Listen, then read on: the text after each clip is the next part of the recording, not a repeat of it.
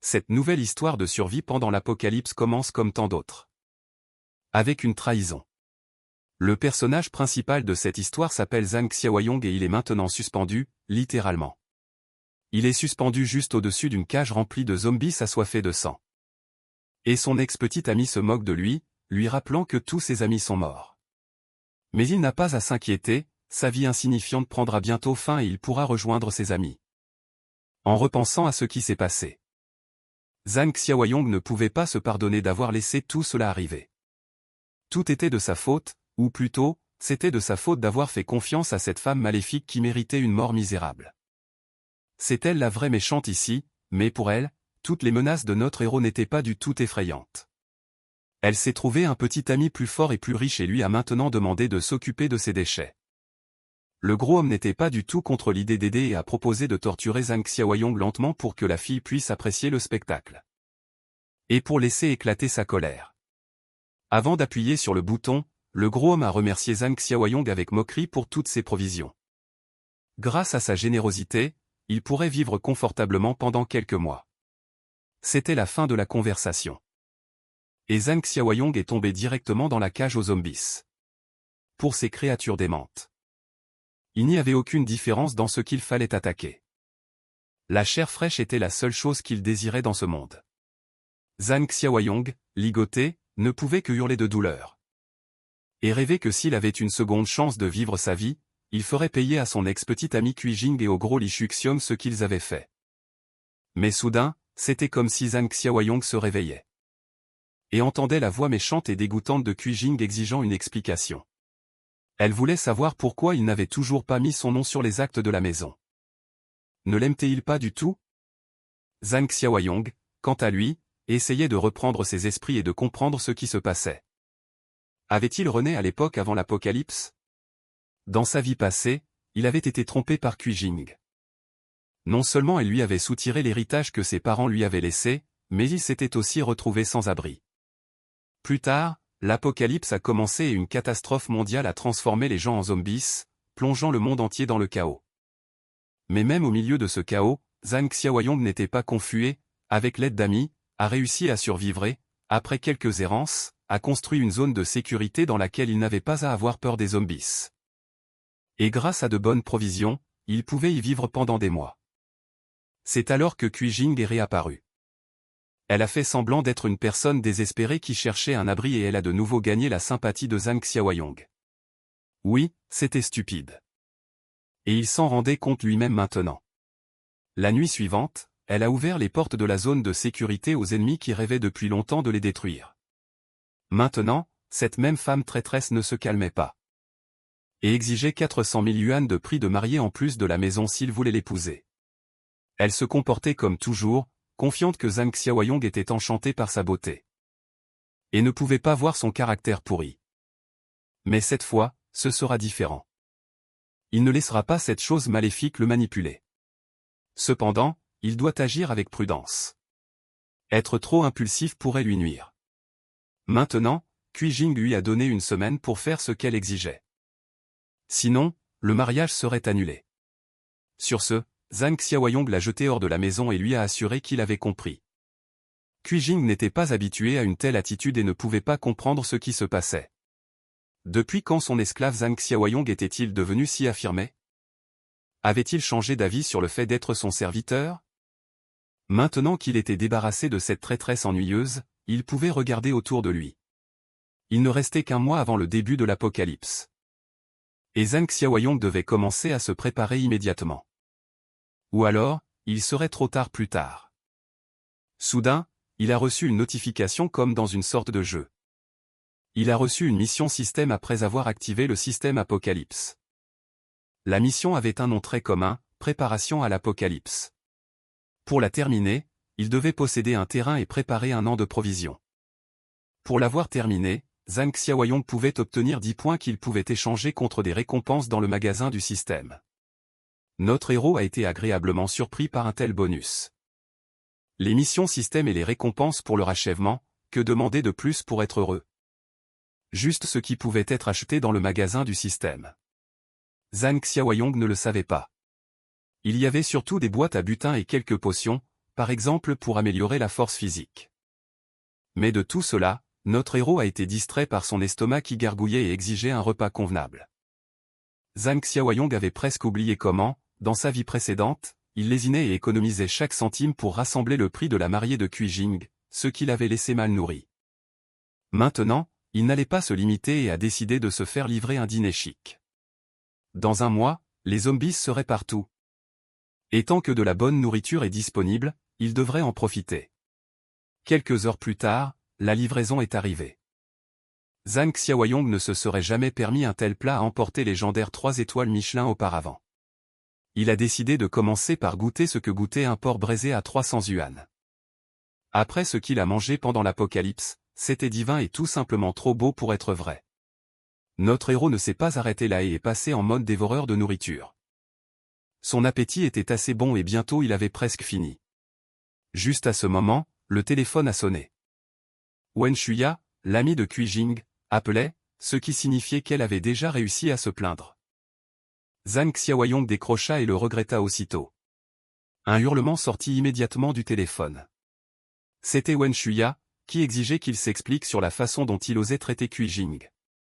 Elle voulait juste qu'il prouve son amour. S'il ne peut pas lui donner ses biens, comment peut-il dire qu'il l'aime? En fait, Cui Jing le testait juste un peu, et il a échoué au test. Mais s'il apporte les titres de propriété de la maison. Et 1 million de yuan en liquide en guise d'excuse, alors Wen Shuya essaiera de l'aider à convaincre Cui Jing que ce n'était qu'un malentendu. S'il ne le fait pas, il peut s'attendre à une rupture. Après un si long discours, notre héros perdit patience. Pour qui se prend-elle pour le tester avec une attitude pareille? Elle n'a qu'à aller se faire voir. Wen Shuya tenta encore de s'y opposer. Mais Zhang Xiaoyong raccrocha. Il en avait déjà assez de ses fils avides d'argent. Il se fichait d'elle maintenant. Le plus important était de trouver et d'acheter un terrain convenable. Là, il pourrait construire la forteresse la plus solide, qui serait non seulement facile à défendre, mais aussi proche d'une source d'eau et d'une forêt. Le lendemain matin, il arriva à l'agence immobilière. Il fut immédiatement accueilli par une conseillère qui lui demanda s'il était venu louer ou acheter une maison. Zhang Xiaoyong l'assura que ce n'était ni l'un ni l'autre. Il était là pour quelque chose de plus précieux. Soudain, un directeur des ventes immobilières arriva derrière eux et ordonna à la conseillère, Xiaoning, d'aller aider à porter les cartons. Ils avaient reçu une grosse livraison de papier toilette aujourd'hui. Elle essaya d'expliquer qu'elle avait un client. Mais ce fut inutile. Je ne voyais pas du tout Zhang Xiaoyong comme un client. Il réprimanda même sa subordonnée pour avoir tout oublié. Il lui fit la leçon, convaincu qu'on ne pouvait pas être agent immobilier sans flair. Il l'envoya travailler dans la cour arrière. Et il dit à notre héros qu'un pauvre type fauché en vêtements bon marché ne pouvait probablement même pas s'acheter des toilettes, donc il ne pouvait même pas être considéré comme un client. Cette attitude arrogante agaçait notre héros, et il allait donner une leçon à ce directeur. Pour commencer, Zhang Xiaoyong lui demanda de répéter ce qu'il venait de dire et d'expliquer comment il osait mépriser les autres. Je n'allais pas reculer. Confiant dans son pouvoir, il déclara fièrement qu'il était un homme qui méprisait les chiens comme notre héros. Si Zhang Xiaoyong pouvait s'acheter au moins des toilettes, il mangerait de la merde en direct. Un seul regard sur Zhang Xiaoyong suffisait à réaliser que le directeur allait bientôt regretter ses paroles. Eh bien. Puisque le directeur l'avait dit lui-même. Zhang Xiaoyong lui conseilla de s'assurer qu'il en trouverait de la fraîche et fumante plus tard. Après tout, notre héros n'était pas venu ici aujourd'hui pour louer ou vendre une maison. Mais pour acheter un terrain. Tous les clients autour de lui furent choqués. C'était la première fois qu'il voyait quelqu'un d'assez riche pour acheter un terrain. Dans ce cas, Miss Xiaoning l'invita à s'asseoir. Afin qu'elle puisse lui donner une introduction détaillée. Je regardais tout cela avec les dents serrées, convaincu que n'importe qui pouvait parler. Mais quand il s'agirait de payer, il ne croyait pas que Zhang Xiaoyong serait capable de le faire. Xiaoning fournit à notre héros toutes les parcelles de terrain disponibles à l'achat. Il pouvait les examiner pendant qu'elle lui expliquerait tout. Mais pour notre héros, rien de tout cela n'était nécessaire. Il savait exactement ce qu'il voulait. Zhang Xiaoyong allait énoncer ses exigences et la laisser voir si elles avaient quelque chose de convenable. Zhang Xiaoyong voulait que le terrain soit près des montagnes et de l'eau, de préférence avec de l'eau courante. Il serait idéal d'avoir des usines ou de grands bâtiments sur le terrain. Pour trouver quelque chose de convenable, Xiaoning avait besoin d'un peu de temps, mais alors Ju arriva à nouveau par derrière. Il semblait avoir le hobby d'approcher par derrière. Il pensait que le terrain qui correspondait à toutes les exigences était situé dans le district A. Xiaoning pensait que c'était une mauvaise idée. Cet endroit était le terrain de la ville T. Il y avait de nombreuses usines inachevées et des projets en suspens là-bas. Une telle propriété ne pouvait pas être vendue aux clients. Je ne le pensais pas. Il n'avait toujours pas vu de clients ici, et ce loser avec des exigences aussi élevées, à son avis, n'était pas là pour acheter un terrain. Point mais pour créer des problèmes. Zhang Xiaoyong se fichait de l'endroit où se trouvait le terrain, tant qu'il répondait à ses exigences. Les usines incomplètes n'étaient pas non plus un problème. Au contraire, c'était un avantage. Après avoir examiné les détails, notre héros décida que c'était exactement ce dont il avait besoin. Avec les barbelés, cet endroit serait facile à défendre. Et les usines inachevées permettraient d'économiser beaucoup d'argent et de temps sur la construction. Il accepta donc d'acheter ce terrain. Il était prêt à signer le contrat maintenant et à payer l'achat. Xiaoning était choquée. Elle ne pouvait pas croire que quelqu'un en son bon sens allait acheter ce terrain avec des usines inachevées. Mais Zhang Xiaoyong resta ferme et lui demanda même de faire vite, car quelqu'un ici avait hâte de manger de la merde fraîche. Assez tôt, Ju tenait le chèque dans ses mains et ne pouvait pas croire que c'était possible. Ce clochard a réussi à payer 300 000 yuan pour un terrain avec des usines abandonnées. Pour lui, c'était de la folie pure. Zhang Xiaoyong lui a rappelé avant son départ qu'il avait effectué le paiement. Et maintenant, c'était à son tour de jouer. Pendant que Ju profite du processus. Zhang Xiaoyong lui enverra un don en super chat pour qu'il ne soit pas trop vexé. Les autres clients ont commencé à encourager le gros manager à se dépêcher parce qu'ils avaient déjà commencé le stream, l'un d'eux avait juste un estomac qui n'allait pas bien mais il a promis qu'au moins ce serait frais. Ainsi, Zhang Xiaoyong avait terminé la première étape de la tâche du système, il était temps de passer à la deuxième. Zhang Xiaoyong avait dépensé tout l'argent pour acheter le terrain et maintenant il devait trouver comment obtenir de l'argent pour accumuler des fournitures. Alors qu'il quittait l'agence immobilière. Il a été reconnu par une vieille connaissance, Li Shuxiong, et il s'est immédiatement demandé ce que notre héros faisait ici, cependant toutes ces questions se sont envolées de sa tête quand il a vu ce qui se passait à l'intérieur. Le personnel et les clients forçaient le manager Ju à tenir sa promesse alors qu'il demandait désespérément de l'aide et combien il ne voulait pas manger de crottes. Pendant ce temps, Jing se vernissait les ongles et profitait de la vie sans souci. Elle a reçu un appel de Li Shuxiong et lui a demandé si elle savait que Xiaoyang était venu à la société immobilière pour acheter un terrain. Bien sûr, elle ne le savait pas et était choquée de savoir d'où il avait tiré autant d'argent. Li Shuxiong a précisé que Zhang Xiaoyang avait payé 300 000 yuan. Probablement l'argent de la dot qu'il avait économisé, maintenant elle était juste furieuse que ce salaud ose utiliser son argent. Li Shuxiong lui a conseillé de se calmer et de ne pas se fâcher, mais plutôt d'aller trouver Zhang Xiaoyang et de lui demander ce qui se passait. Mais elle était aveuglée par la colère, elle n'allait rien lui demander. Ce salaud utilisait son argent et elle allait le démasquer aujourd'hui, pendant ce temps notre héros avait ses propres soucis. Acheter des fournitures et construire une base nécessitait beaucoup d'argent à trouver. Toutes ces paisibles réflexions ont été interrompues par un coup de sonnette frénétique, c'était Jing avec sa sœur, elle était toujours furieuse qu'il ose dépenser son argent. Zhang Xiaoyong ne comprenait toujours pas de quoi elle parlait, Jing de son côté a continué comme elle pensait le démasquer qu'il avait utilisé l'argent de la dot pour acheter un terrain. Cet argent lui appartenait et plus qu'il avait acheté le terrain avec, il lui appartenait aussi, Zhang Xiaoyong ne savait même pas comment répondre aux affirmations de cette folle. Il a finalement décidé de lui expliquer les choses d'une manière que même une idiote comme elle comprendrait. Il a beaucoup d'argent. Mais il ne va pas dépenser un seul centime pour elle, d'ailleurs il est au courant de ses affaires avec Li Shuxiong. Jing ne comprenait pas ce qui se passait et comment il savait même pour elle et Li Shuxiong, sa sœur voyant où les choses allaient a suggéré à tout le monde de se calmer. Et de résoudre ce petit malentendu entre un couple, mais Zhang Xiaoyong n'allait pas perdre son temps précieux avec ces deux-là, il n'y a pas de malentendu ici, Jing n'est pas sa petite amie. Mais un paillasson pathétique de ce vieux gros Li Shuxiong. Juste après ça, il lui a claqué la porte au nez et lui a dit de se casser. Rien que de la regarder, ça l'énerve déjà. Jing ne comprenait toujours pas comment il savait, elle et Li Shuxiong avaient toujours été très prudents lors de la location de chambre. Sa sœur n'était pas au courant non plus et ne comprenait pas pourquoi sa sœur ne partageait pas des informations aussi importantes avec elle d'emblée, sort-elle vraiment avec cet homme d'âge moyen. Cui Jing a assuré que ce n'était rien de sérieux. Ils avaient juste loué des chambres quelquefois, dans une situation aussi hors de contrôle, ils n'avaient pas d'autre choix que de rentrer chez eux et de trouver un nouveau plan. C'est tout ce qu'ils pouvaient faire puisque sa sœur avait foiré avec Zhang Xiaoyong, Wen Shuya elle-même n'allait plus se retenir et voulait charmer Zhang Xiaoyong. Après tout, ce sont de bonnes sœurs. Le lendemain, Zhang Xiaoyong est arrivé sur son terrain avec une équipe de construction, il voulait reconstruire une usine et il se demandait combien de temps cela prendrait après une analyse détaillée.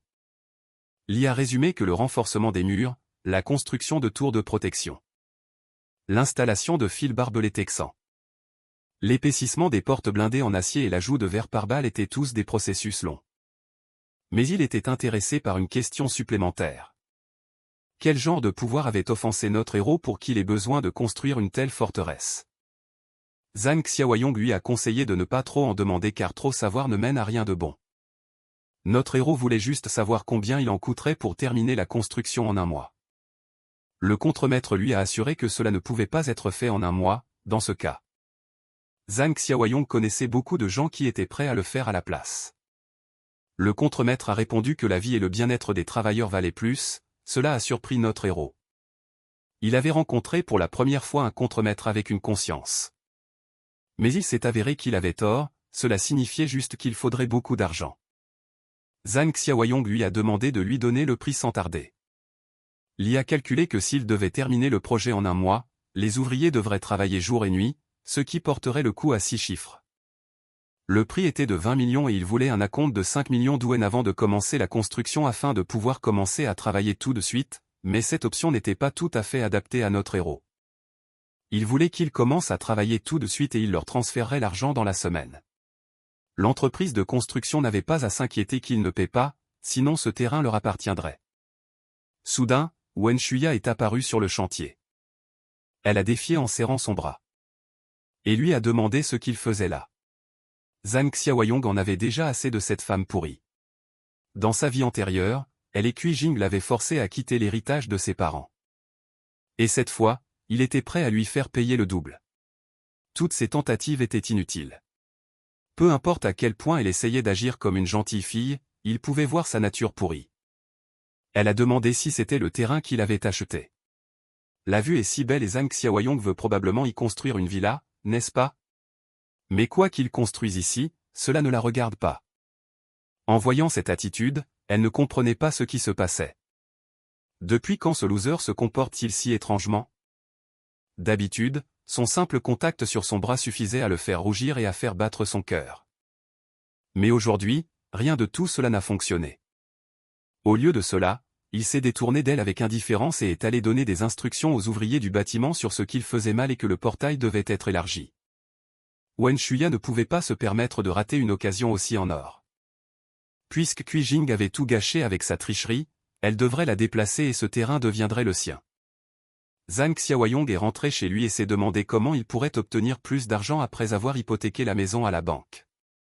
Il n'a obtenu qu'un prêt de 3 millions de yuan.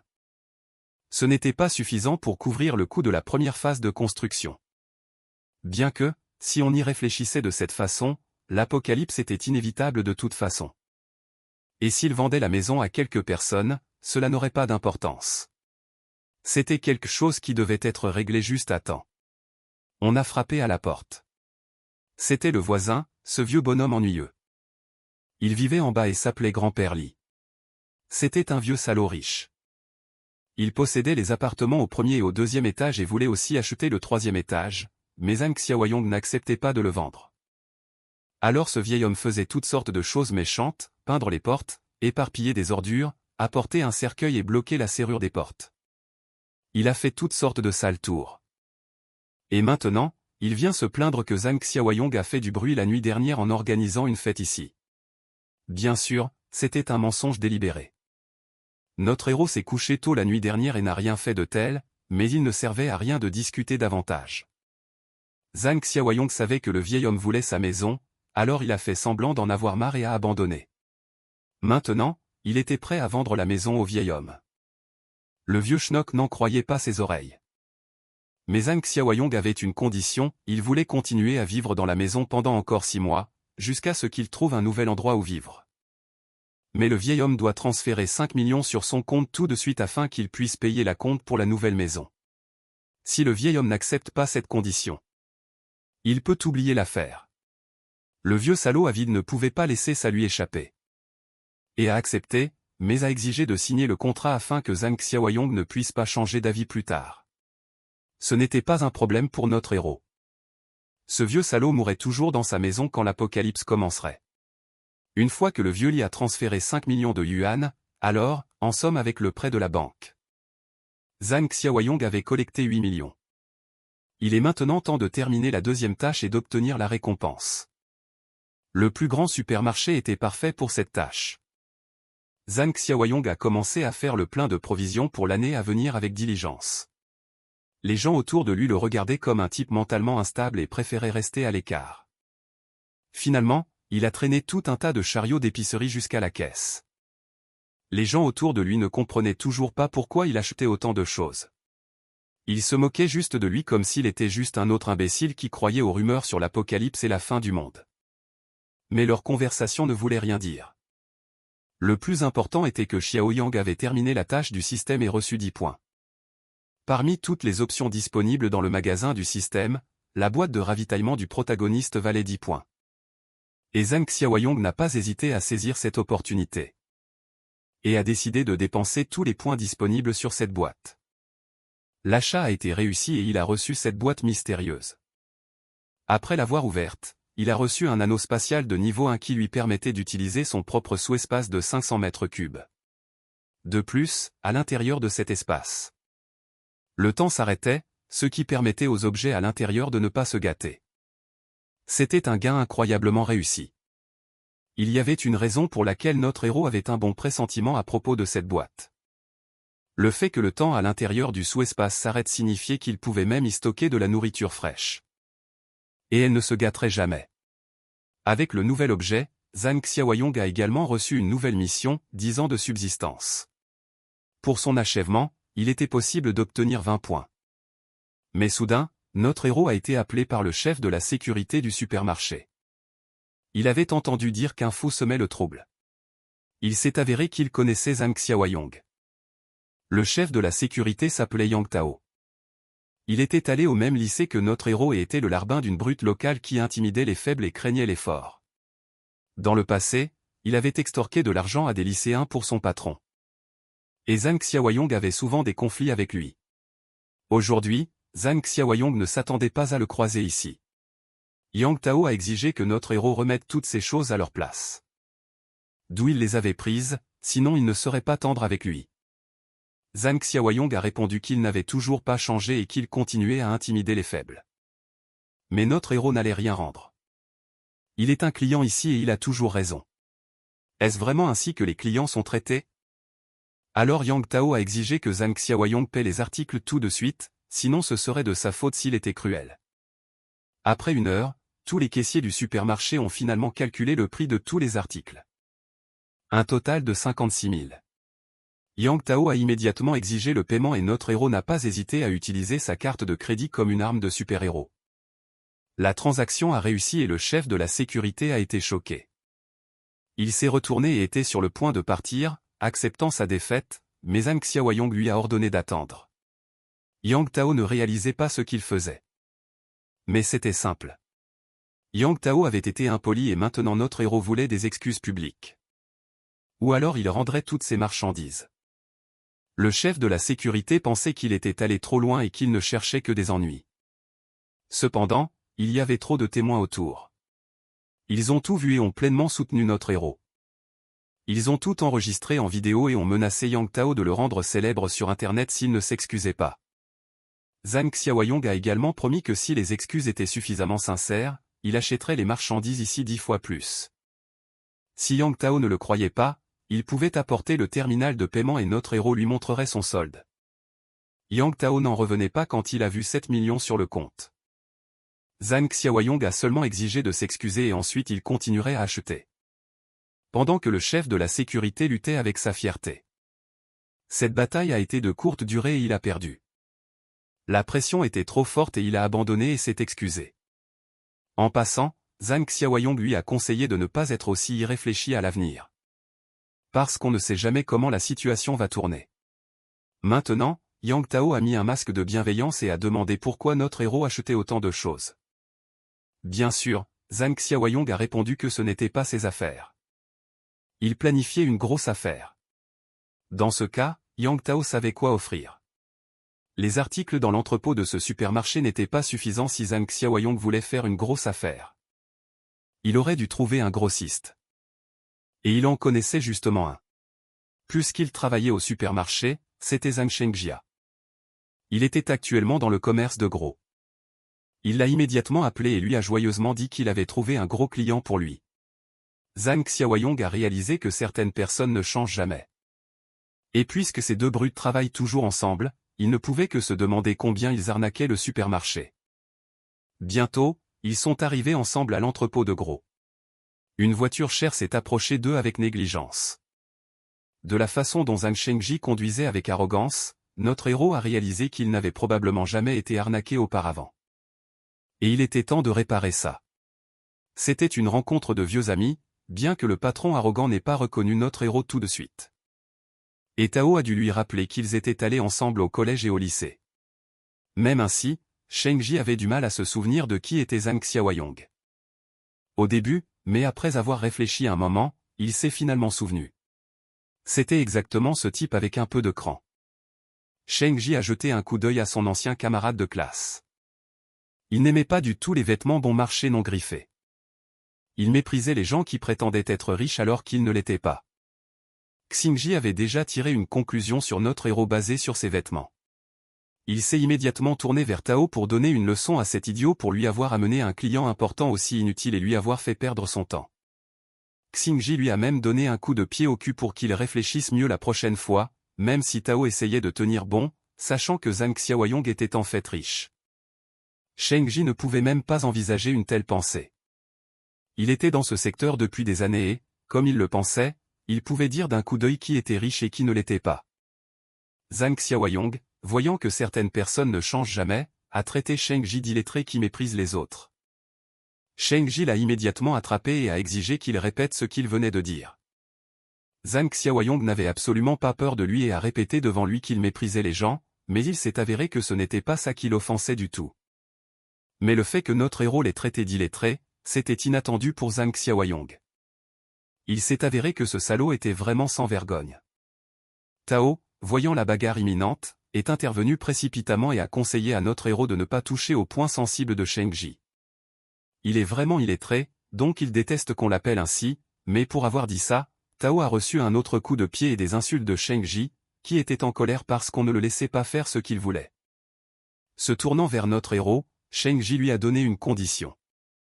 Soit Zhang Xiaoyong lui achète un chargement de marchandises, soit il rampe à quatre pattes. Notre héros était plus que satisfait de cela, il a ordonné à Shengji de lâcher son col. Et qu'il lui donne son numéro de compte. En un instant, l'expression de colère sur le visage de Shengji s'est transformée en choc. Zhang Xiaoyong avait, d'une manière ou d'une autre, effectivement viré 1 million sur son compte. Selon notre héros, ce n'était qu'un acompte. Il avait l'intention d'acheter pour 5 millions de marchandises. Shengji a demandé de quel type de marchandises il avait besoin. Zhang Xiaoyong a répondu qu'il avait besoin d'huile, de riz, de sel, de snacks et de boissons, en bref. Des produits qui ne se gâtent pas rapidement. Un sourire imperceptible est apparu sur le visage de Shengji. Il venait de recevoir un lot de nourriture presque périmée. Et c'était l'occasion parfaite de la refiler à Xiaoyang. En arrivant à l'entrepôt avec la nourriture, Shengji a proposé à notre héros de prendre toute la cargaison avec une réduction de 10% sur le prix de gros initial. L'offre était excellente, cependant Zhang Xiaoyong a réalisé que Shengji ne lui vendrait pas de la nourriture à un prix aussi bas. Si facilement. La première chose qu'il a décidé de faire a été de vérifier la qualité de la nourriture. Comme Zhang Xiaoyong le soupçonnait, c'était un piège. Bien que l'emballage ait l'air neuf, la nourriture était presque périmée. Shengji ne s'attendait pas à ce que Zhang Xiaoyong découvre son plan si rapidement. Il lui a immédiatement offert une réduction allant jusqu'à 50%. Mais notre héros n'était pas satisfait de cet accord. Avec ses 5 millions, il avait l'intention d'acheter de la nourriture de la plus haute qualité. Cependant, il avait aussi des plans pour ce produit périmé. Zhang Xiaoyong a dit à Shengji qu'il était prêt à prendre les marchandises périmées pour la moitié du prix, mais à condition que le paiement soit effectué dans un mois. Shengji était incrédule face aux paroles de notre héros. Mais Zhang Xiaoyong a répondu qu'il engagerait sa maison. Shengji était confus. Parce qu'il ne comprenait pas pourquoi Zhang Xiaoyong avait besoin de la nourriture périmée. Il ne pouvait même pas soupçonner qu'après un certain temps, même cette nourriture périmée vaudrait son pesant d'or. Zhang Xiaoyong n'avait pas l'intention d'entrer dans les détails. Et a dit à Shengji de lui livrer les marchandises à la bonne adresse. Soudain, quelqu'un a appelé notre héros au sujet de la vente d'une maison. Disant rapidement au revoir à Shengji et Tao. Il est parti. L'acheteur était un vieil homme qui était prêt à verser un acompte de 400 000. Et a donné à Zhang Xiaoyong 3 mois pour déménager. Tout se passait si bien que cela rendait notre héros un peu méfiant. Il a demandé au vieil homme pourquoi il était si pressé. Il a répondu que sa petite fille était sur le point de changer d'école et qu'elle avait besoin d'un endroit où vivre. Zhang Xiaoyong était le seul à vendre la maison dans le quartier. Le vieil homme était si honnête qu'il a donné lui-même toutes les informations à Zhang Xiaoyong. Notre héros a demandé s'il avait peur qu'avec ces informations, il puisse augmenter le prix. Le vieil homme a réalisé son erreur et, paniqué, a commencé à supplier notre héros de ne pas faire ça, car c'était toutes ses économies. Zhang Xiaoyong n'était pas une ordure qui profitait de la gentillesse des innocents. Il a répondu que le raccord tenait toujours. Puis a signé le contrat. Le vieil homme était incroyablement heureux, car maintenant sa petite fille avait un endroit où vivre. Il était si gentil et poli qu'il s'est même excusé auprès de Zhang Xiaoyong de l'avoir distrait de son travail. Réalisant à quel point le vieil homme était gentil et honnête, notre héros a senti que lui et sa petite fille ne dureraient pas un mois dans l'apocalypse. Appelant le vieil homme qui était déjà parti, il lui a demandé son adresse. Après un certain temps, Zhang Xiaoyong est arrivé sur son propre terrain, où le travail battait son plein. Après avoir dit au contremaître que le paiement serait bientôt viré, il s'est enquis de l'avancement des travaux. Il s'est avéré que près de 80% de la construction était terminée. La protection et l'épaisseur des murs et des portes étaient exactement comme il l'avait demandé. L'entrepôt était basé sur l'usine là-bas. Tout était prêt et l'entrepôt pouvait être utilisé. C'était une excellente nouvelle. Zhang Xiaoyong a immédiatement appelé Sheng Ze et lui a dit d'apporter les fournitures. Bientôt, l'entrepôt, qui ressemblait plus à un coffre-fort de l'apocalypse, a commencé à se remplir de ressources. Sous le commandement strict de Zhang Xiaoyong, tout était prêt pour le soir. Dès que les ouvriers sont partis, notre héros a enfin pu évaluer le travail accompli. Tout s'était déroulé selon son plan. Et maintenant, il pouvait expirer. Au même moment, le système a envoyé une notification indiquant qu'il avait réussi à accomplir la tâche pour laquelle il avait reçu 20 points de système. Quand Zhang Xiaoyong a ouvert la boutique du système, il a vu qu'il y avait une nouvelle boîte contenant des capacités éveillées. Cela signifiait qu'il pouvait obtenir des pouvoirs surnaturels avant le début de l'apocalypse. Zhang Xiaoyong a acheté une boîte sans hésiter. Quand il l'a ouverte, il a obtenu une capacité de niveau 1 appelée œil de l'esprit, grâce à laquelle il pouvait détecter l'hostilité de la cible. Zhang Xiaoyong était content car, selon lui, c'était l'une des compétences les plus utiles au début de l'apocalypse. Le système ne semblait pas vouloir laisser notre héros se détendre, car il lui a rapidement envoyé une autre tâche. Cette fois, il devait obtenir des armes. Beaucoup d'armes. Zhang Xiaoyong n'y voyait aucun inconvénient, car c'était exactement ce qu'il avait l'intention de faire. Il était temps d'aller chercher des flingues. Avec cette nouvelle tâche en main, s'armer pour l'apocalypse imminente. Zhang Xiaoyong s'est retrouvé dans les bas-fonds louches de la ville. Le marché noir nocturne animé. En se promenant, il pouvait entendre le marchandage incessant et les bruits odieux des clients et des vendeurs essayant d'obtenir de meilleures affaires pour eux-mêmes. Il y avait des escrocs partout. Soudain, quelque chose a attiré l'attention de notre MC. Quelque chose qu'il a vu du coin de l'œil. C'était un homme qui lui était familier, l'homme auquel Cui Jing s'accrochait lors de la première apocalypse. Lili Shuxiong. Il essayait agressivement de faire baisser le prix de faux bijoux, finissant par amener le vendeur à accepter. Zhang Xiaoyang ne s'attendait pas à croiser ce type ce soir. Mais il était logique que le salaud soit à la recherche de faux bracelets de jade, cette sorcière de Kuijing étant assez stupide pour se faire berner par de faux cadeaux. À quelques mètres de là, il a finalement trouvé un étal vendant des marchandises prometteuses.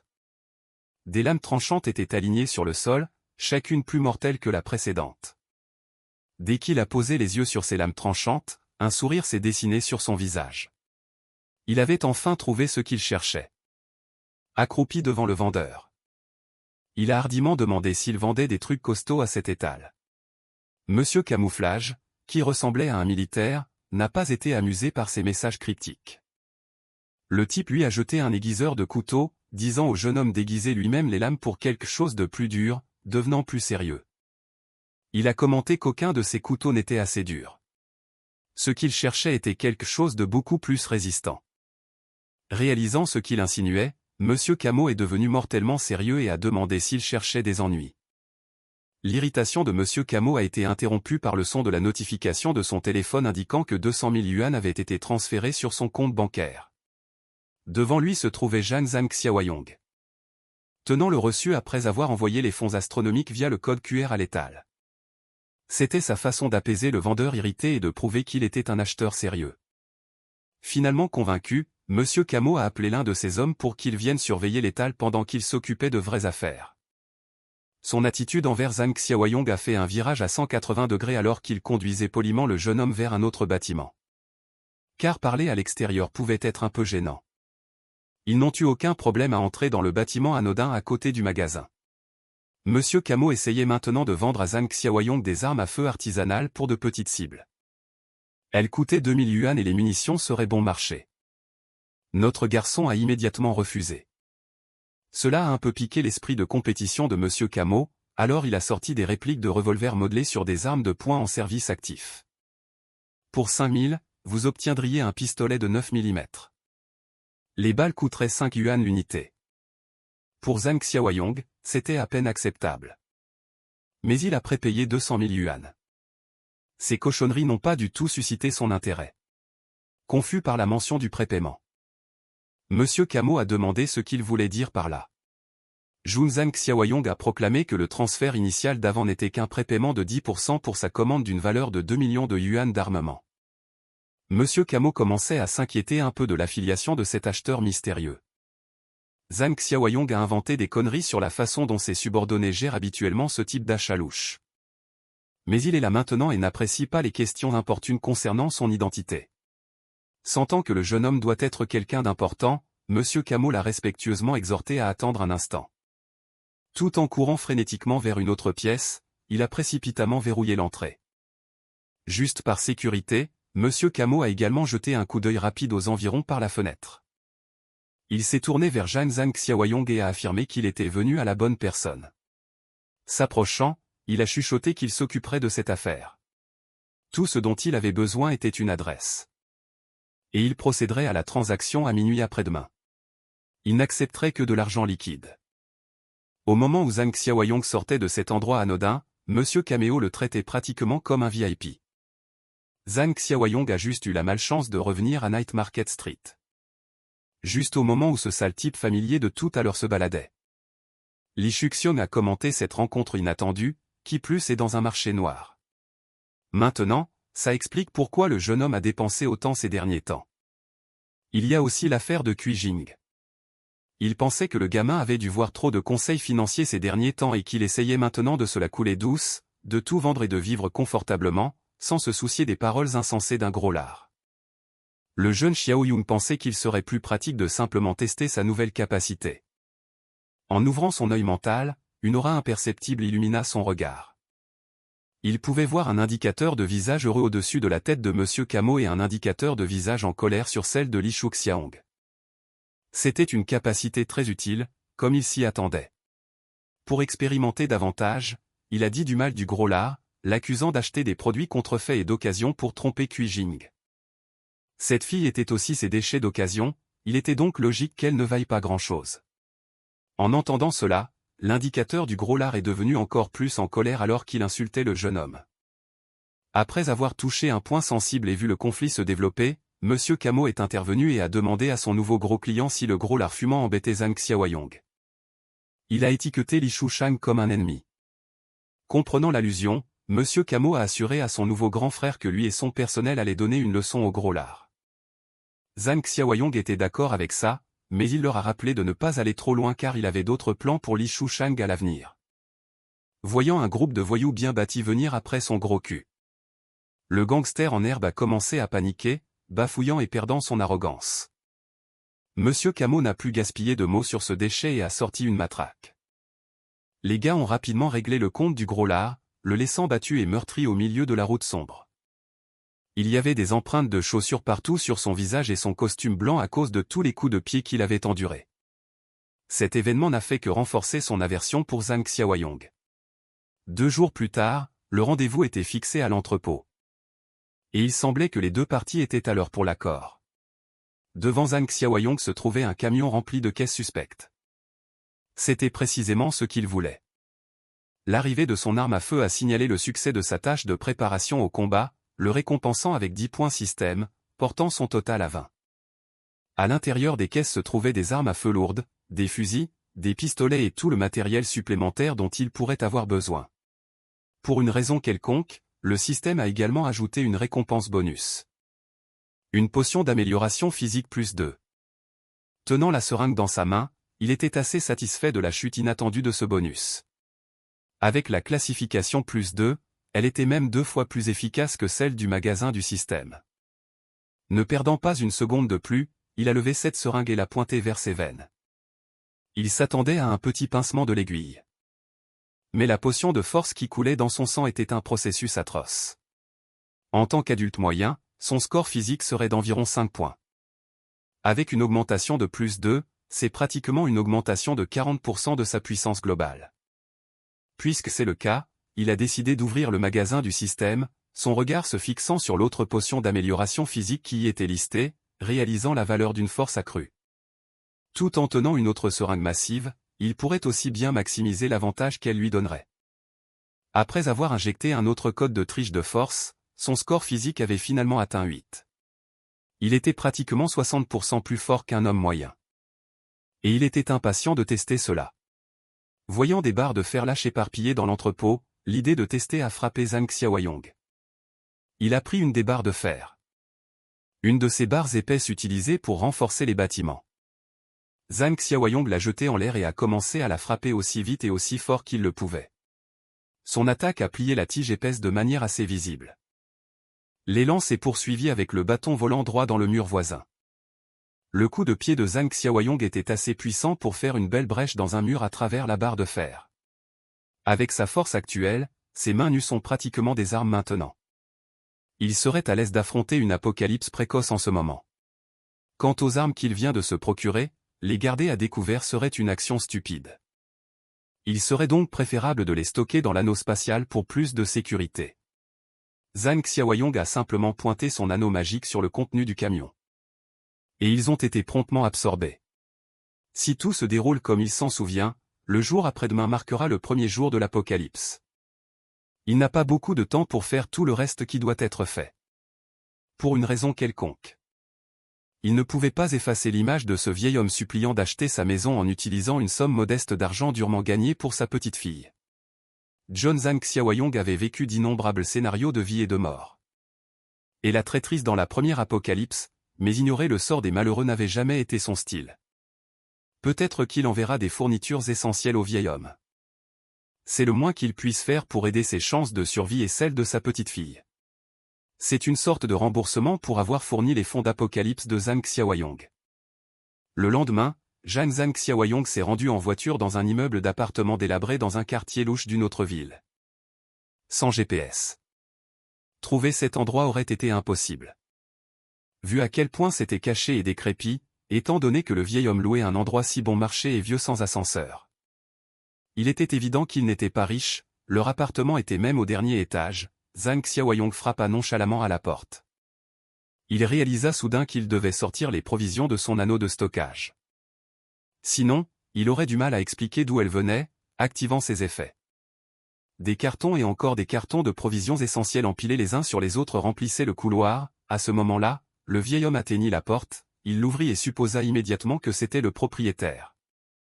promettant de payer le loyer la semaine prochaine. Quand il regarda bien le jeune homme, il réalisa que c'était Monsieur Jaune. Avec lui, il y avait les cartons qui encombraient le couloir, s'étendant dans l'escalier. Ce qui déconcerta encore plus le vieil homme. Zhang Xiaoyong promit d'expliquer l'affaire plus tard, il devait faire entrer ces cartons avant que les voisins ne les voient, après quelques minutes de levage, principalement effectué par Zhang Xiaoyong. Ils réussirent à tout faire entrer. Le vieil homme était impressionné que le jeune homme n'ait même pas l'air fatigué. Pendant ce temps, Zhang Xiaoyong se contentait d'inspecter la pièce et d'analyser si ce serait un abri d'urgence convenable, et c'était le cas, la porte d'entrée était assez solide. Ensuite, il exhorta le vieil homme à écouter attentivement ce qu'il allait dire, il expliqua que les provisions devaient être utilisées avec sagesse. Car elles devraient durer environ 6 mois à partir de demain, juste au moment où il allait entrer dans plus de détails. Zhang Xiaoyong fut déconcerté par une photo exposée dans la pièce, le vieil homme était toujours confus. Sur la photo, il y avait le vieil homme fier et sa belle petite fille. À la grande surprise de Zhang Xiaoyong, la fille sur la photo était une amie proche qu'il avait eue pendant la première apocalypse, Shanshan. Il demanda promptement au vieil homme si la fille sur la photo s'appelait Meng Shanshan. Cela déconcerta encore plus le vieil homme car il n'avait jamais mentionné son nom au jeune homme auparavant, l'expression de Zhang Xiaoyong s'assombrit. Et il demanda précipitamment au vieil homme où était la fille, elle était toujours à l'école pendant qu'ils organisaient les papiers de transfert. Le jeune homme se souvenait encore quand Shanshan avait exprimé ses regrets d'avoir condamné son grand-père au début de la première apocalypse. Autant qu'il s'en souvienne, le grand-père de Shanshan finirait par tout risquer pour la sauver, le vieil homme entrerait courageusement par effraction dans son école infestée de zombies dans cette chronologie maudite. Il réussirait à la sauver, mais mourrait dans le processus. Étant un proche collaborateur dans sa vie antérieure, Zhang Xiaoyong résolut de ne plus jamais laisser ce genre de douleur arriver à Shanshan. Il se tourna vers le vieil homme et déclara que la maison n'était plus à vendre. Le grand-père innocent paniqua, pensant que Monsieur Zhang se retirait de l'affaire, mais Zhang Xiaoyong lui fit avaler une pilule plus dure à avaler. Le monde se transformerait en un enfer vivant demain. La maison et l'école de Shanshan n'auraient plus d'importance. Pour l'instant, il devait aller la chercher et la transférer dans un endroit plus sûr. Cette déclaration soudaine ne fit que déconcerter davantage le vieil homme. Zhang Xiaoyong était tellement pressé qu'il n'a pas tenu compte de l'incrédulité de l'apocalypse. Il était difficile d'expliquer ce qui allait arriver à un vieil homme. Il a donc utilisé un terme plus compréhensible pour une vieille tête, exhortant le vieil homme à imaginer à quel point il était tragique et terrifiant de vivre une famine. Bien sûr, cela semblait effrayant. Mais les famines ne pouvaient pas arriver en temps de paix, n'est-ce pas? Réalisant qu'aucun mot ne pouvait convaincre le vieil homme de lui faire confiance, Zhang Xiaoyong a adopté une approche démonstrative. Il aspira tous les cartons de provisions dans son anneau de stockage en un instant. Il a même inclus tout le reste dans la pièce. Au moment où il eut terminé, le vieil homme regardait une pièce spacieuse et vide. Il n'y avait pas d'autre mot pour le décrire que de la magie. Zhang Xiaoyong proclama qu'il avait des super pouvoirs et qu'il pouvait voir dans le futur. Le vieil homme devait écouter tout ce qu'il disait pour survivre et sauver Shanshan. Leur prochaine étape était de sortir la fille de cette école. Pendant le trajet en voiture vers l'endroit où se trouvait Shanshan, la bouche du vieil homme était toujours grande ouverte. Ses yeux fixés sur le jeune homme incroyable pour y arriver le plus vite possible. Zhang Xiaoyong conduisait comme un fou, comme si les règles de circulation n'étaient que des suggestions. Sortant du véhicule en courant. Il devait trouver Shanshan où qu'elle soit. Devant l'un des bâtiments du département, il y avait une jeune femme entourée de quelques autres étudiants. Ce n'était autre que Shanshan. En ce moment, une sorcière stéréotypée la giflait parce qu'un garçon l'aimait bien. Avec des yeux défiants, Shanshan insista sur le fait qu'elle ne voulait même pas être avec le monstre. Et elle n'aimait pas l'attention du crétin. Une autre sorcière intervint. Et lui a donné un coup de pied dans le ventre pour avoir osé répondre. 2 sorcières l'ont battu à tour de rôle par jalousie de toute l'attention que Shan recevait. Shan recevait à cause de sa beauté. La situation s'aggravait rapidement, pour être interrompue par la voix du vieil homme. Après avoir vu sa petite fille dans une position si déchirante. Ces sorcières ont reporté leur attention sur le grand-père. Courant vers sa précieuse petite fille, il a crié après les jeunes femmes indisciplinées pour ce qu'elles faisaient à Shanshan, leur disant de lâcher la fille. C'est alors qu'un sale voyou s'est dressé sur son chemin. Disant au vieil homme de reculer et de laisser les filles régler leurs affaires sans interruption, montrant délibérément leurs armes contondantes et leurs lames. Le vieil homme n'a pas hésité à charger, même menacé de couteau, criant après les garçons pour leur manque de manières et leur comportement de brute. Un des voyous a levé sa batte en acier, la visant sur la tête du vieil homme. Cela aurait été une épreuve assez sévère si la batte avait frappé. Mais Zhang Xiaoyong a décidé d'intervenir à temps, arrêtant l'attaque du voyou. Il a regardé ce jeune déchet. On aurait dit que les jeunes loups apprenaient encore à être des voyous. Les deux autres ont reporté leur attention sur Zhang Xiaoyong. Ils pensaient qu'il était le frère aîné de Shanshan ou quelque chose comme ça, une cible facile malgré tout. Les mains du voyou tenant la batte en acier n'ont pas bougé, peu importe ses efforts, et alors Zhang Xiaoyong lui a fait manger un solide coup de pied au plexus solaire. Le pauvre voyou a volé dans les airs, donnant l'impression d'avoir été lancé par un canon. En voyant le sort du premier voyou, les deux autres ont hésité un instant. À en juger par son apparence, Zhang Xiaoyong semblait entraîné au combat. Peut-être que s'il l'attaquait en équipe, il pourrait placer un coup en douce, mais à en juger par le regard froid et calculateur de Zhang Xiaoyong, cela ne semblait pas être le cas. Deux voyous, un à l'avant tenant un couteau et l'autre à l'arrière tenant une batte. C'était le meilleur plan que deux aspirants voyous pouvaient concocter. Le premier à bouger fut celui du flanc. Faisant un swing complet de batte, sentant l'attaque arriver, Zhang Xiaoyong l'a facilement esquivé en se baissant rapidement. Son nouveau corps s'avérait déjà utile après avoir pris ses potions et amélioré ses capacités physiques.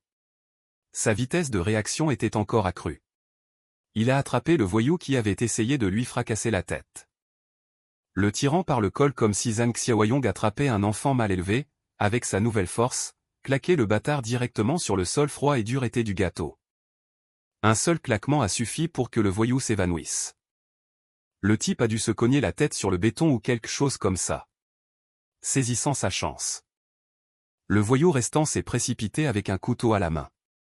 Sans même scier, le vétéran de l'apocalypse zombie a redirigé l'armée à dévisager le voyou blond avec ses yeux inébranlables. Zhang Xiaoyong n'a même pas rompu le contact visuel tout en préparant sa jambe pour un autre coup de pied. Cette fois, il a donné un coup de pied au voyou restant sur le côté de la jambe. La force était si puissante qu'elle a fait plier le voyou comme une omelette. Pour des dégâts supplémentaires, la chute s'est finalement terminée avec le visage de Blondie frappant le sol assez fort. En quelques secondes, les aspirants voyous ont été traités de manière appropriée. Les seuls obstacles restant devant lui étaient les sorcières idiotes qui aggravaient Shanshan sans raison valable. Vous voyez, après avoir traversé la première apocalypse épuisante. Zhang Xiaoyong est maintenant un partisan de l'égalité des droits, de l'égalité des combats. Alors il a giflé cette sorcière brute au visage. Elle ne s'y attendait pas non plus. La force derrière cette gifle était assez sérieuse. Cela l'a fait frissonner et sa joue est devenue rouge. Quant à l'autre brute, puisqu'elle aimait tellement tirer les cheveux de Shanshan. Zhang Xiaoyong a donné à la sorcière un avant-goût de sa propre médecine. Il ne l'a pas lâchée, peu importe ses supplications. Avec un regard meurtrier. Il a sorti le couteau qu'il avait pris au blond et l'a placé contre le cou de la fille. Effrayée de ce qu'il pourrait faire, la sorcière était effrayée aux larmes. Chaque spectateur dans la zone a entendu un coup sec et un cri perçant. Zhang Xiaoyong n'a même pas scié. Lors de la première apocalypse, il a fait beaucoup de choses pour survivre. Et ses instincts sont restés avec lui. Les dames ont regardé avec horreur le résultat de ce qu'il venait de faire. Miss Brute est tombée à genoux. Apparemment sans vie et impuissante. Ne vous inquiétez pas, RMC n'est pas si brutal, du moins pas encore. Il a juste donné à la brute une petite coupe de cheveux et l'a humiliée devant tout le monde. N'ayant toujours pas retenu la leçon. La sorcière a crié qu'elle ne laisserait pas Zhang Xiaoyong s'en tirer après lui avoir fait une crasse pareille. Il n'a pas prêté attention à ces menaces vides. Tout en la toisant avec mépris, il saupoudra les mèches de cheveux sur le dessus de sa tête pour un manque de respect maximal. Il le fit en lui disant qu'il lui rendait service, car les cheveux longs ne seraient qu'un fardeau dans un avenir proche. Tout le monde était déconcerté par ces paroles énigmatiques. Mais il leur assura qu'avoir les cheveux courts pourrait bien sauver la vie de la brute dans les jours à venir. Zhang Xiaoyong se tourna vers Shanshan avec une familiarité intime, lui disant qu'il devait partir maintenant, même si elle ne savait pas où. Néanmoins, le vieil homme convainquit sa petite-fille de monter immédiatement dans la voiture de Monsieur Jagne. Là, son grand-père lui dit qu'elle n'irait plus à l'école. Avec un regard fou dans les yeux. Le vieil homme expliqua qu'une famine massive arrivait et que la survie devrait être leur priorité. Shan Chan n'y croyait pas, elle pensait que son grand-père avait juste été victime d'un de ces appels frauduleux. Zhang Xiaoyong regarda les deux se chamailler. Alors que la jeune femme craignait que son grand-père ne se soit fait arnaquer pour de l'argent. Le jeune homme était juste content de voir Shan Chan en sécurité, promettant de la protéger dans cette nouvelle vie, vu que les paroles de grand-père n'avaient aucun effet. Il intervint et avoua que l'information sur cette prétendue famine venait de lui. À bien y penser, elle ne savait même pas qui était ce type qui les conduisait Dieu sait où. Zhang Xiaoyong se présenta correctement. Laissant Shan Chan l'appeler frère Zhang Xiaoyong. Elle le remercia de s'être dressé contre les salauds à l'école et il lui assura que ces types n'auraient plus beaucoup de jours à vivre. Maintenant, elle se demandait s'il y avait vraiment une famine à venir. Si soudainement, il avoua finalement qu'il avait juste inventé l'histoire de la famine pour que ce soit plus facile à comprendre pour le vieil homme. Une famine en ces temps modernes et paisibles serait quasiment impossible. Il clarifia donc que ce qui allait vraiment arriver dans les prochains jours, c'était l'apocalypse. La fin de la civilisation moderne telle qu'il la connaissait. Entendre cela rendrait n'importe qui fou. C'est une réaction naturelle à une telle déclaration. Regardant l'horloge, Zhang Xiaoyong estima qu'il était à peu près temps de consulter les nouvelles et Internet pour voir les premiers signes de la fin des temps. Sortant son téléphone et consultant les nouvelles. Une vidéo d'un homme récitant des trucs assez sinistres sur la fin du monde apparut au premier plan. C'était un homme détenu par les autorités dans une gare bondée. Certaines personnes disaient que c'était la rage et que le type mordait d'autres personnes, mais l'homme semblait assez lucide pour réciter des trucs sombres sur un smog avec une odeur étrange. Dans la vidéo, le détenu résista à être maintenu au sol assez fort pour se libérer et mordre plus de gens comme un chien. C'était à peu près le chaos à partir de ce moment-là, comme Zhang Xiaoyong l'avait déclaré et prévu. Les premiers signes de l'apocalypse battaient déjà leur plein. Demain marquera officiellement le premier jour de l'apocalypse. Un smog toxique commencera à recouvrir plusieurs provinces. Y compris la province B. Toutes sortes d'êtres vivants seront affectés par ce smog inconnu. Cela arrivera à un point où une partie importante de la population mutera en zombies décérébrés errant dans les rues à la recherche de leur prochaine proie. Quant à l'autre partie qui survit au smog, ils ne seront pas épargnés par la cruauté de ces zombies affamés de chair. Après une mort douloureuse et agonisante, la victime deviendra l'un d'eux. Shan Chan fait partie de la nouvelle génération. Elle devrait donc avoir une idée générale de ce que sont les zombies. Elle a quelques idées basées sur des films et la culture pop en général. Mais il est difficile de croire que cela se produise réellement. Mais lorsque le chaos commencera officiellement demain, après-demain ou la semaine prochaine, tout le monde ne trouvera pas l'idée si incroyable. Malheureusement, ils étaient pris dans les embouteillages. Alors que le temps était compté pour retourner au quartier général. C'était si grave que même la voie d'urgence était bloquée et encombrée. Le vieil homme commençait à paniquer alors que Monsieur John venait de mentionner les zombies et qu'ils étaient maintenant à l'arrêt. Mais Zhang Xiaoyong lui assura qu'il devrait être en sécurité pour le moment, mais même si les zombies ne pourront pas tout envahir avant quelques jours. La possibilité d'une petite épidémie à proximité ne serait pas impossible. Alors que chaque voiture était pare-choc contre pare-choc, une voiture de luxe fonça sur la voie d'urgence, dépassant tout le monde. Lorsque la circulation se fluidifia un peu, la voiture de luxe profita de l'occasion pour couper Zhang Xiaoyong. Le salaud conduisait si vite et de manière si imprudente que Zhang Xiaoyong faillit le percuter s'il n'avait pas freiné. Il était furieux, et à juste titre, ce type n'avait aucune notion de clignotant. Et s'est juste inséré dans la voie d'urgence comme un idiot, mettant tout le monde en danger. Se sentant provocateur, le jeune homme refusa d'avaler le manque de respect qu'il avait subi. Il ne laissa pas le salaud entrer dans sa voie, la bloquant même après avoir délibérément montré qu'il ne laissait pas le salaud entrer. La voiture de luxe n'abandonnait pas. Tout le monde était coincé dans le même embouteillage et les conducteurs imprudents ne sont pas exemptés. La voiture de luxe se gara à côté de la fenêtre de Zhang Xiaoyong et proféra des jurons ignobles. Donnant l'impression que c'était lui qui était énervé dans cette situation. Le vieil homme conseilla qu'il devrait simplement éviter les ennuis pour le moment, car le conducteur imprudent semblait riche et puissant. Cela ne dérangeait pas Zhang Xiaoyong, cependant, si le salaud essayait de sortir et de causer des problèmes, il n'hésiterait pas à peindre la route avec le sang du riche. Ils sont restés coincés dans cet embouteillage pendant près d'une heure, mais il s'est heureusement dégagé. En regardant derrière eux, il semblait que les maux de tête n'avaient pas encore cessé. Alors que la voiture de luxe d'avant essayait de se rabattre une fois de plus, elle les poursuivait délibérément. Zhang Xiaoyong commençait vraiment à s'énerver. Ce sale gosse de riche ne voulait rien lâcher. Qui que soit ce type, c'est sûrement un déséquilibré qui mettait volontairement sa vie et son véhicule en danger juste pour être odieux sur la route. Il collait au pare-chocs et les provoquait délibérément, c'est le parfait adepte de la rage au volant. Le vieil homme a exhorté Monsieur Zhang à laisser tomber et à ne pas s'engager davantage. Le jeune Zhang Xiaoyong du passé aurait peut-être laissé passer ce type. Mais l'apocalypse est prévue pour demain, il n'y aurait plus besoin de tolérer des ordures comme ce sale gosse de riche. Alors Zhang Xiaoyong s'est amusé un peu avec le fou du volant.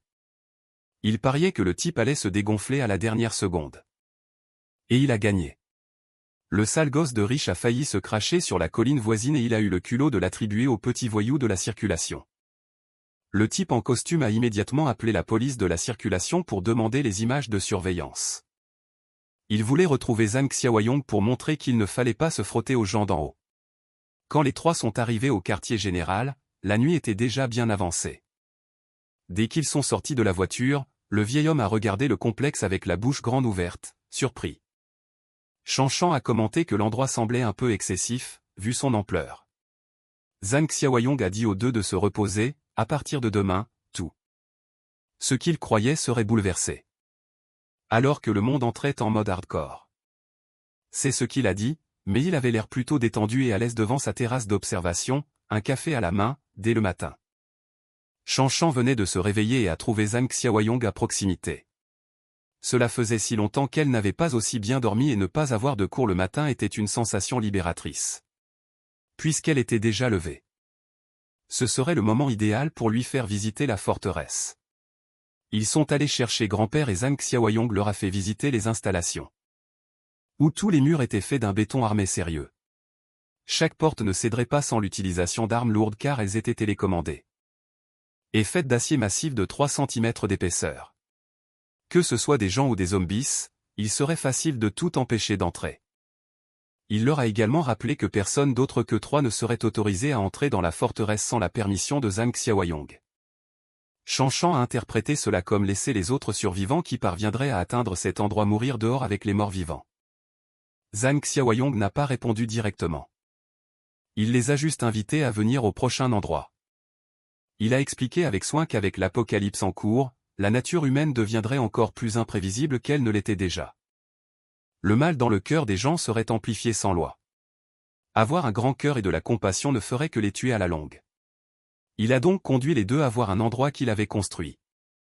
Cela ressemblait à un complexe d'appartements clôturés avec plusieurs conteneurs d'expédition éparpillés. Il a indiqué qu'au cas où il ne serait pas là et que des survivants viendraient chercher de l'aide. Il pourrait être logé dans cette zone tampon comme abri temporaire sans sa permission explicite. L'interdiction d'autres personnes dans la forteresse principale tenait toujours. Le vieil homme a acquiescé. La prochaine étape de la visite serait le stockage de nourriture. Il indiquerait également quelle zone de leur lieu d'approvisionnement pourrait être rationnée à d'autres personnes entrant dans l'entrepôt rempli de piles et de piles de fournitures essentielles. Cela semblait être un spectacle absurde. Zhang Xiaoyong s'est retourné en les regardant avec intention. Il a ensuite activé l'œil de l'esprit pour vérifier leur statut d'hostilité après leur avoir montré les marchandises. Heureusement, il a vu des visages heureux au-dessus de leur tête. Il devrait être sûr de supposer que c'était un signe de confiance. Il a donc continué avec la prochaine présentation de son anneau de stockage tout en expliquant que les armes étaient la chose la plus importante dans cet apocalypse. Il a remis à Chanchan une arbalète et au vieil homme un fusil de chasse. Il leur a rappelé de s'assurer que ces armes restent sous leur contrôle. Ne jamais tomber entre les mains de quelqu'un d'autre. C'était juste du bon sens de le faire. La sécurité des armes était un must à moins qu'ils ne veuillent le chaos. Alors qu'il était au milieu de la visite. Zhang Xiaoyong a reçu une notification concernant une nouvelle tâche du système. Après avoir retrouvé Meng Chanchan, il a reçu une autre mission pour retrouver un autre ancien camarade nommé Zhang Chi. Cette notification a été un choc pour Zhang Xiaoyong.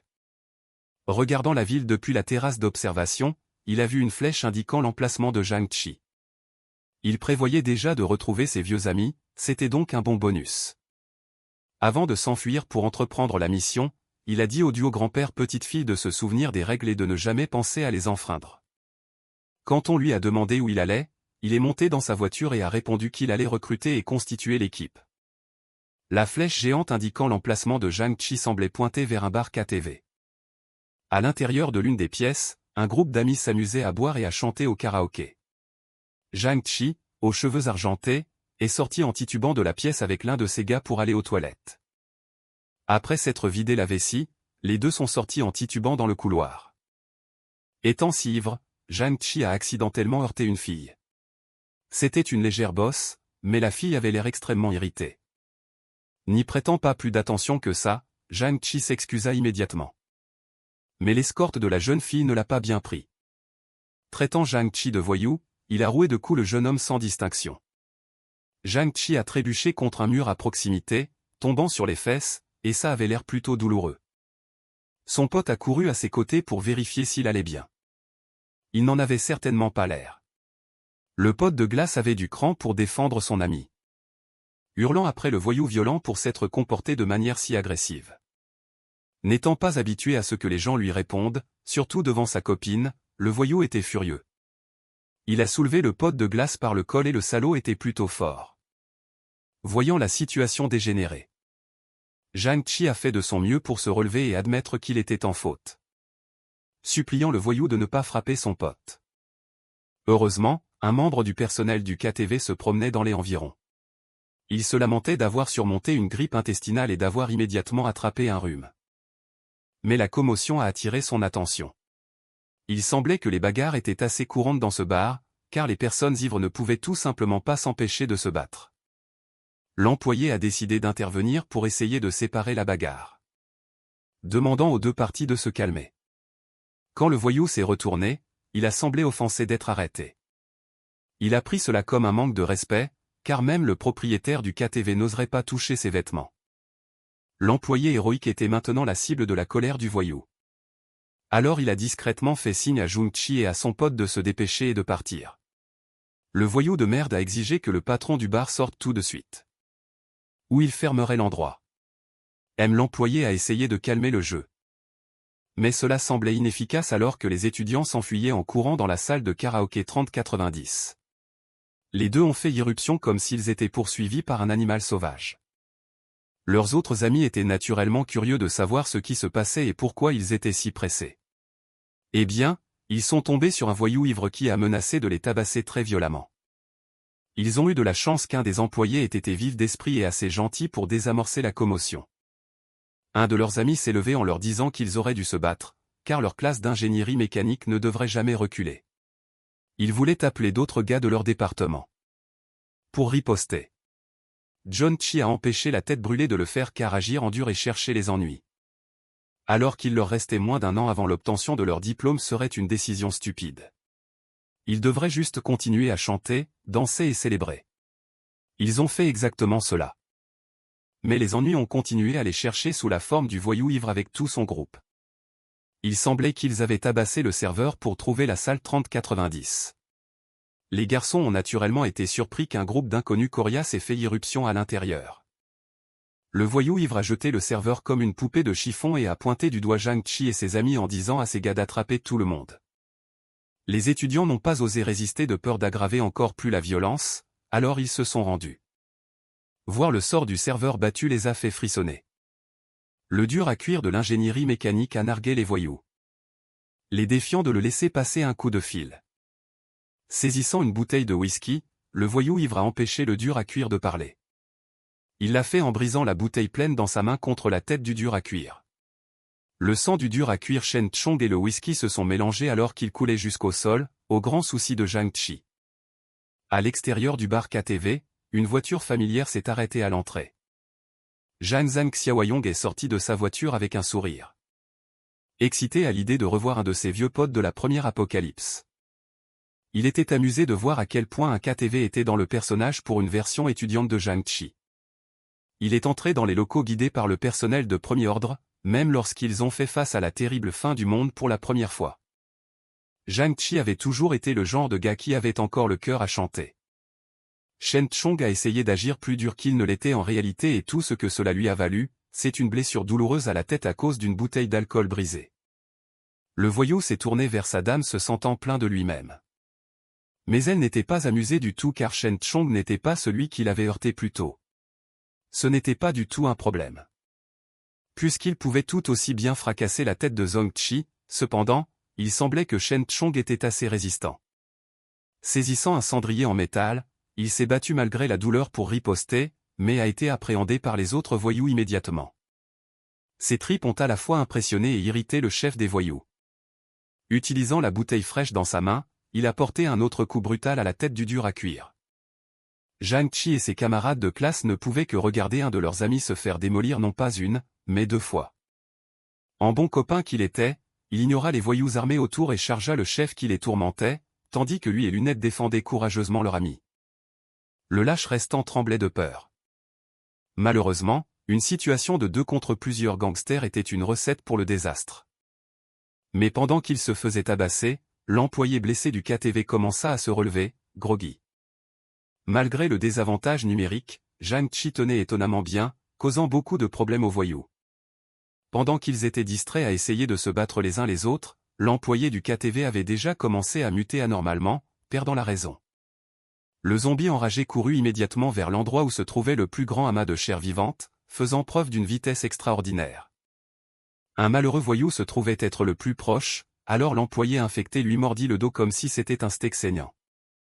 Toujours inconscient de ce qui se passait, le voyou était juste agacé par le comportement canin de leur première victime. Pendant ce temps, le camarade de classe lâche de Zhang Chi perdait la tête à cause de la terreur au lieu de soutenir ses amis. Un autre voyou essaya de retirer l'employé de l'épaule de son pote, mais la morsure était bien trop persistante. Et la mutation avait amélioré sa force physique. Soudain, l'infecté se retourna d'un seul mouvement rapide, lâchant l'épaule d'un voyou. Et transféra la morsure sur le bras d'un autre voyou. La morsure était douloureuse, mais le plus gênant était la force physique accrue. Au point qu'il était quasiment impossible de se débarrasser de l'infecté. À ce rythme, tout le monde dans la pièce serait probablement victime de l'employé muté si une certaine personne n'intervenait pas. Zhang Xiaoyong vola la vedette en attrapant l'employé lapin par la nuque et en soulevant la bête en l'air d'un seul bras. Pour neutraliser la menace, il se tourna vers le mur de verre le plus proche et fracassa le zombie dedans, brisant le verre. Zhang Xiaoyong se tourna vers les voyous et les étudiants qui se battaient, disant à tout le monde d'arrêter ce qu'ils faisaient. Sa démonstration de violence rapide fut assez efficace pour attirer leur attention. Les voyous pensèrent que cet étranger devait être fort comme un bœuf, car il ne pouvait même pas bouger l'employé lapin à 2. Le chef abruti était assez mauvais pour lire la situation. Redirigeant sa colère vers l'homme qui venait de fracasser un zombie enragé d'une seule main, ignorant les gangsters, Zhang Xiaoyong se tourna vers Zhang Chi pour lui demander si le jeune homme avait été mordu. Bégayant de confusion, il répondit qu'il n'avait pas été mordu. Aucun d'eux n'avait la moindre idée de ce qui se passait sans plus d'explication. Zhang Xiaoyong ordonna juste à son vieil ami d'une vie antérieure de venir avec lui pour une raison quelconque. Zhang Chi se sentit obligé de suivre, mais fut arrêté par le chef voyou qui pensait toujours qu'il était le caïd dans cette situation. Avant qu'une autre bagarre n'éclate. L'un des gangsters mordus commença à tousser sévèrement tout en se plaignant d'un violent mal de tête qui lui faisait tourner la tête. Zhang Xiaoyong pouvait repérer les premiers signes de mutation à des kilomètres et ce type présentait tous les symptômes. Mis à part l'énorme morsure sur son épaule, il s'était également plaint d'avoir le nez qui coule plus tôt dans la journée. Tout en tenant toujours le zombie lapin par le cou, Zhang Xiaoyong confirma que le voyou avait été mordu. Les signes de pourriture et d'infection se propageaient déjà visiblement à partir de la blessure elle-même. Il était sûr d'être infecté. Et avec la morsure si proche du système nerveux, la propagation ne ferait que s'accélérer. Le voyou allait forcément muter tôt ou tard. Et il ne pouvait pas se permettre de gérer 2 zombies enragés dans un espace aussi clos. Alors Zhang Xiaoyong commença à bouger, traînant le zombie qui résistait, attirant les regards de tous sur son action suivante. En arrivant près de la porte, il balança l'employé infecté à l'intérieur des toilettes. Il ferma immédiatement la porte coulissante, piégeant efficacement l'infecté à l'intérieur. Le zombie enragé était assez turbulent. Se relevant immédiatement pour frapper agressivement à la porte. Heureusement, les zombies des premiers jours n'avaient pas encore appris à ouvrir les portes. Tout le monde dans la pièce regarda Zhang Xiaoyong avec des expressions perplexes. La menace du zombie enragé étant effectivement neutralisée, l'attitude de Zhang Xiaoyong devint encore plus agressive lorsqu'il demanda à Zonqi lequel de ses voyous avait besoin de se faire casser la figure. Le jeune homme était toujours confus quant à qui était Zhang Xiaoyong. Puisqu'il ne se connaissait même pas à ce moment-là, le chef abruti, avec son ego meurtri, chargea en s'attendant à enseigner à un morveux arrogant les manières des gangsters. Mais Zhang Xiaoyong le regarda juste comme s'il regardait un enfant inoffensif. Avant que le chef voyou ne puisse porter son attaque pathétique. Zhang Xiaoyong l'avait déjà attrapé par le visage, enfonçant ses doigts dans sa peau. Poussant vers l'avant jusqu'à ce qu'il trouve une cible. Zhang Xiaoyong fracassa le chef voyou contre la table en verre au milieu de la pièce. Le voyou mordu avec la blessure mortelle à l'épaule courut immédiatement pour venger son patron. Zhang Xiaoyong fixa sa position et porta un coup rapide à la trachée du gangster. D'un seul mouvement rapide, le voyou s'allongea sur le dos, sa conscience s'évanouissant. Puis vint la prochaine étape de l'infection. Alors que le gangster commençait à mousser de la bouche tout en semblant avoir une crise, son pote vérifia anxieusement l'état du type. Un seul coup de poing ne devrait pas suffire à mettre qui que ce soit dans cet état bizarre. Néanmoins, c'était une démonstration de force efficace. Si quelqu'un d'autre voulait un combo une pièce pour aller faire dodo, Zhang Xiaoyong prendrait volontiers des volontaires. Tout en préparant ses poings pour une raclée. Zhang Xiaoyong conseilla à Zhang Chi de prendre ses amis et d'attendre à l'extérieur de la salle de KTV, ce qu'ils firent avec joie. Prêtant leurs épaules à Shen Chong, blessé, et s'éloignant de là aussi vite que possible, les gangsters voulaient faire de même, portant leur frère blessé qui succombait lentement à l'infection. Cependant, Zhang Xiaoyong resta fermement devant la porte, ne les laissant pas passer. Le chef des bâtards essaya de l'intimider, mais échoua lamentablement. Il devait être tellement ivre qu'il se prenait pour des dieux et avait presque fait tuer son frère Zhang Chi. Ne gaspillant plus son souffle avec ses déchets. Zhang Xiaoyong repoussa facilement le chef des voyous, exaspérant l'égomaniaque gangster. Ensuite, Zhang Xiaoyong partit immédiatement en claquant la porte au nez pour laisser la nature suivre son cours. Le chef des bâtards commença à frapper frénétiquement à la porte. Insultant Zhang Xiaoyong de tous les noms tout en menaçant de l'écorcher vif, ignorant que l'un de ses hommes avait déjà succombé à l'infection. La morsure de zombie près de son système nerveux avait accéléré le processus dès qu'il ouvrit les yeux.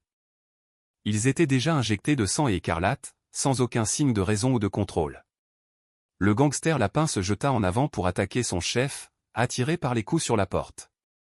Zhang Xiaoyong s'assura de tenir fermement la poignée de la porte pendant que le gangster enragé rongeait et mâchait ses amis.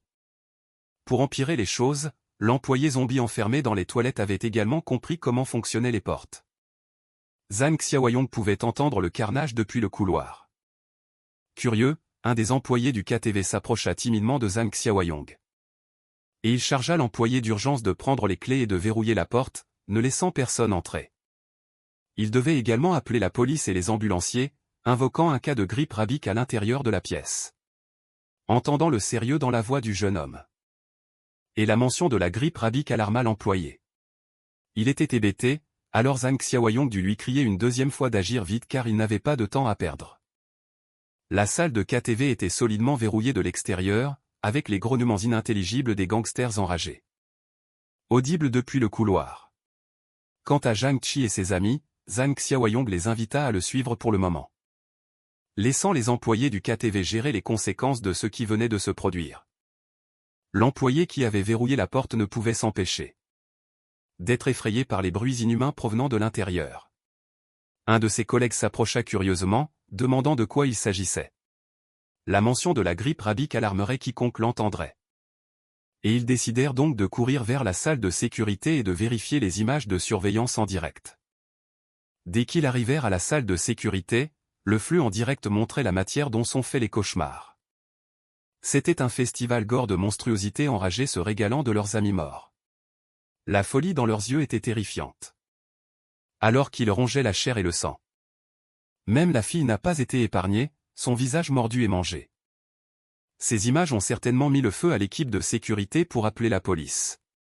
Pendant ce temps, Zhang Xiaoyong avertit les amis de l'université que la zone n'était plus sûre et qu'ils devaient partir dès que possible. Ne sachant pas quoi faire, ils montèrent volontiers dans la voiture de Zhang Xiaoyong et ils se dirigèrent vers le camp de base hors réseau. Zonqi remercia Zhang Xiaoyong de les avoir aidés contre ces voyous.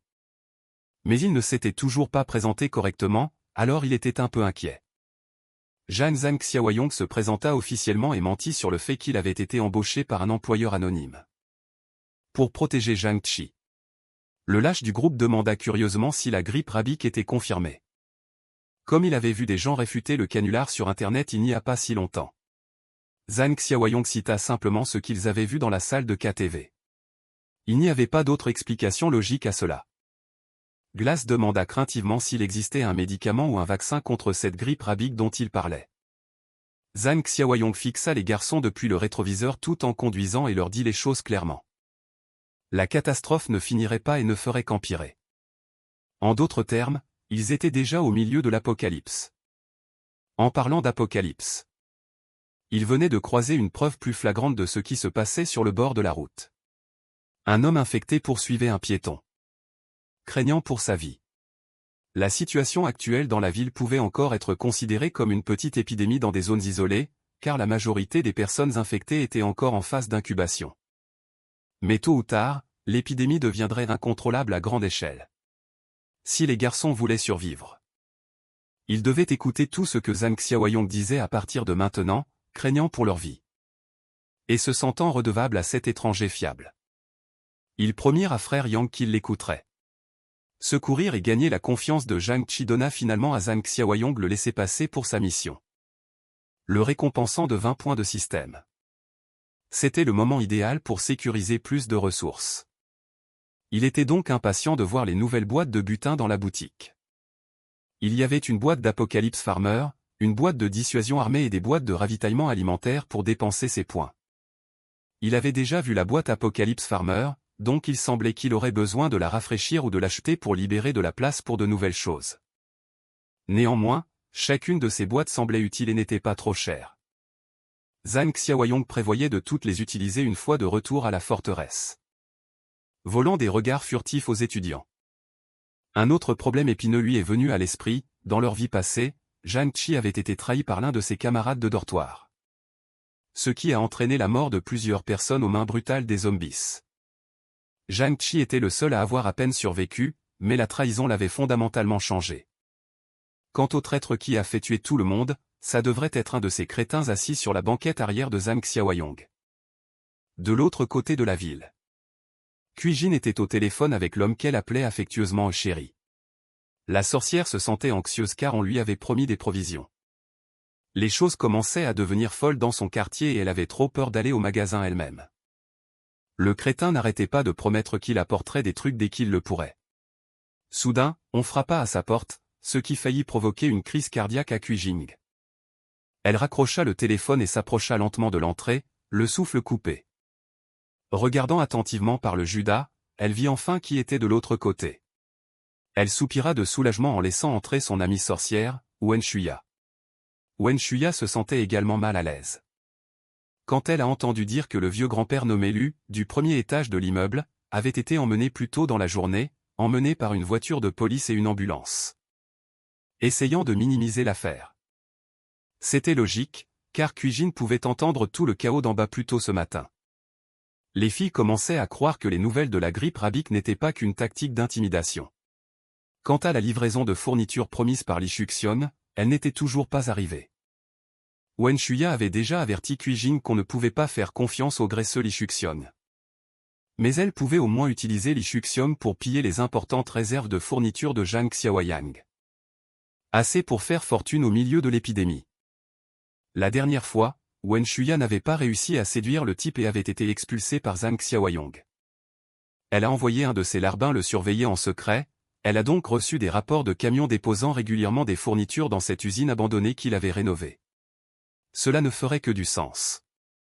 Si Zhang Xiaoyang était en quelque sorte au courant de l'épidémie imminente à l'avance, et donc les deux sorcières ont conçu un plan pour utiliser Li Shuxiong pour piller l'endroit. Prenant de force une part des richesses de Zhang Xiaoyang. Zhang Xiaoyang est arrivé au camp de base sans rencontrer d'autres problèmes en cours de route. Les garçons sont également sortis de la voiture, admirant la vue de ce que Xiao Yang avait construit de manière impressionnante en si peu de temps. Zhang Chi ne pouvait cacher son excitation et son émerveillement devant l'échelle incroyable du camp de base. Il serait plus approprié de l'appeler une forteresse à ce stade. Zhang Xiaoyong a juste souri à la réaction de son vieil ami. C'est à peu près la réaction de tout le monde à première vue. Le bruit de leur voiture a également incité les autres occupants de la forteresse à vérifier ce qui se passait, leurs armes à la main.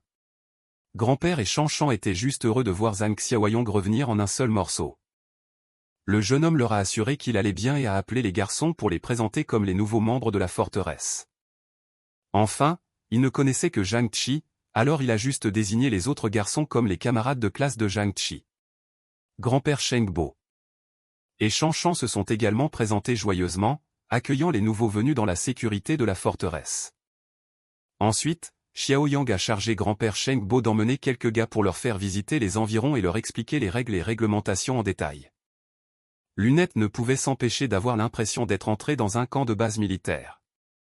Avant de visiter l'endroit, le lâche demanda timidement l'attention de tout le monde. Il a d'abord demandé s'il pouvait également recevoir des armes afin de pouvoir contribuer à la défense de cet immense endroit. Zhang Xiaoyong lui lança un regard de suspicion. Il n'était pas là depuis une heure entière et le type demandait déjà à être armé. N'était-ce pas suspect? Lunette murmura à Yiming d'arrêter d'être si impatient d'obtenir des armes. Car ils étaient les nouveaux venus ici, exiger quelque chose comme ça nécessite d'abord un certain degré de confiance. Pour faire taire les exigences d'Yiming, Zhang Xiaoyong a promis que tout le monde recevrait des armes dans quelques jours. De plus, les blessures à la tête de Shen Chong étaient graves. Il devrait donc d'abord être examiné dans la salle médicale pour y être soigné. Après quelques heures, les garçons ont finalement réussi à se débarrasser de l'alcool et de la tension du scénario de vie ou de mort. Yiming se tourna vers Lunette et demanda avec agacement pourquoi il avait cessé ses demandes d'armes plus tôt. Il pensait que si Lunette n'était pas intervenu, peut-être qu'ils auraient des armes à la main en ce moment. L'audace de ce lâche. Se lever et faire un discours sur la façon dont il serait préférable d'être protégé compte tenu de la situation actuelle était risible. Sans arme à feu, il a même comparé le fait d'être dans cette forteresse à être assigné à résidence. Heureusement, Lunette avait du bon sens et de la gratitude d'avoir été sauvé des mâchoires désinfectées. Yiming a continué à semer un sentiment de méfiance parmi ses camarades de classe, remettant en question les antécédents de Zhang Xiaoyong, car le type affirmait seulement qu'il avait été embauché par un client anonyme pour la protection. Yiming a à juste titre soulevé des incohérences dans l'histoire, car cela ne semblait pas avoir de sens. Il serra les dents et aborda aussi le traitement de Shen Chong. Zhang Xiaoyong promit de surveiller la blessure de leur camarade. Mais l'infirmerie avait plus de dispositifs de sécurité qu'une cellule de prison, lança Yiming, plein de venin. Que Zhang Xiaoyong pourrait comploter pour prélever les organes de leur ami dans cette pièce stérile, à leur insu. Il était donc déterminé à recruter plus d'idiots à sa cause. Et à frapper le premier contre leur sauveur. Glace s'opposa fermement à l'idée, ne voulant pas trahir Zhang Xiaoyong après qu'il les ait mis en sécurité. Yiming affirma qu'il préférait trahir le monde plutôt que de laisser le monde le trahir. Il voulait donc prendre le contrôle de la forteresse et de toute la zone. En plus, ce Zhang Xiaoyong n'était qu'un vieil homme et une jeune fille. Yiming pensait que si Zhang Xiaoyong s'en allait, il pourrait capturer le vieil homme et la fille. La fille se trouvait être plutôt mignonne, et Yiming en voulait. Les autres le regardèrent avec dégoût et mépris. Heureusement, Glace et Zhang Qi n'étaient pas de ce genre, réalisant qu'il ne mordait pas à son plan. Yiming agita la main et rit, faisant passer ce qu'il venait de dire pour une blague à ne pas prendre au sérieux. Zhang Qi accepta naïvement cette excuse à moitié convaincante comme argent comptant. L'apocalypse n'avait même pas encore commencé de plus belle, et Yiming complotait déjà des actes dégénérés et sans foi ni loi. Glace ajouta également que si Zhang Xiaoyong voulait prélever leurs organes, il serait déjà enfermé sans pouvoir rien faire. Alors que les deux autres sortaient des douches, Yiming les jugea indignes de comploter avec lui. Il pensait qu'en période de chaos, il fallait être impitoyable, même s'il tremblait à la vue du sang. Alors que ses camarades se battaient avec des gangsters plus tôt, Yiming voulait les transformer en laquais à vie une fois qu'il aurait pris le pouvoir. Grand-père Shengbo rapporta que Zhang Qi et les autres avaient commencé à s'installer. Quant au blessé Shen Chong, il était également en convalescence, comme prévu. Toutes les portes et fenêtres avaient également été sécurisées. Zhang Xiaoyong remercia grand-père Shengbo et Shan pour leur dur labeur, leur disant de se reposer. Car ils ne savaient pas ce que demain leur réserverait. Avant qu'ils ne partent, Zhang Xiaoyong avertit également les deux de surveiller de près les deux autres camarades de classe de Zhang Chi, signalant qu'il sentait des ondes de trahison parmi eux.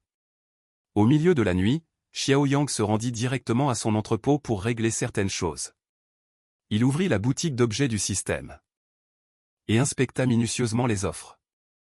En cliquant sur tous les produits proposés, il échangea avec succès la boîte d'apiculteur de l'Apocalypse de niveau 1 contre 2 points. La boîte de provisions alimentaires de niveau 1 contre 5 points. Et la boîte de fourniture de dissuasion armée de niveau 1 contre 5 autres points. Ce qui lui laissa 8 points restants. La boîte d'apiculteur de l'Apocalypse contenait 50 graines de maïs.